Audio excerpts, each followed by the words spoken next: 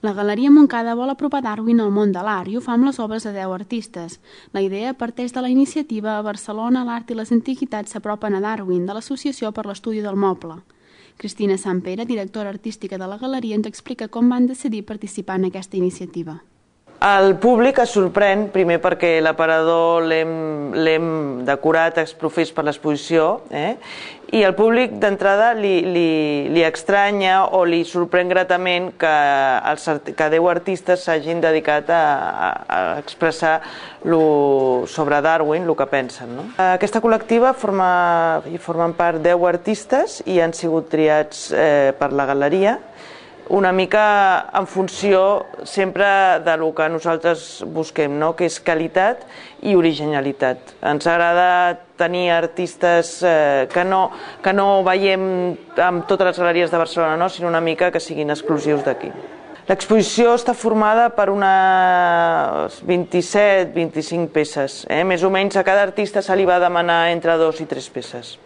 L'objectiu de la mostra és demostrar que Darwin està molt present encara en la nostra societat i que ha sigut una persona importantíssima. De fet, encara hi ha detractors d'ells i els creacionistes intenten encara anar contra les seves teories. Llavors, com creiem que és un avançat, i l'art sempre intenta avançar-se també, per això és un homenatge a aquest científic.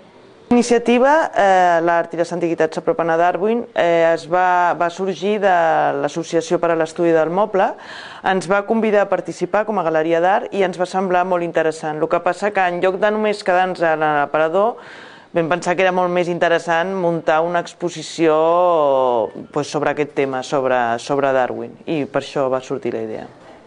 La propera exposició, ara quan s'acaba Darwin, que s'acaba el 24 de novembre, el 25 inaugurem una exposició que es diu Horror Vacui, ja la vam fer l'any passat i aquest any fem Horror Vacui 2, i el que fem és omplir tota la galeria de dalt a baix de quadros de petit format i a mida que es van venent posem un rètol de venut i la idea és buidar absolutament la galeria i començar la nova temporada amb energies renovades, amb la galeria buida, per omplir-la de nous iniciatives i de noves exposicions. Una obra curiosa o a destacar, que a mi m'agrada molt, és aquesta obra de Marcos Palacci, que es diu Negant l'evidència. Quan l'artista me la va ensenyar, li vaig dir, Marcos, no acabo de veure la relació amb Darwin, no? I em van dir, és molt senzill, quan tu vas al barber o a la perruqueria i et rasures o et talles el cabell, estàs negant a l'animal que portes dintre, no?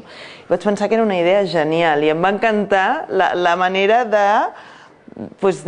d'interpretar Darwin, no? Això és el bo que tenen els artistes.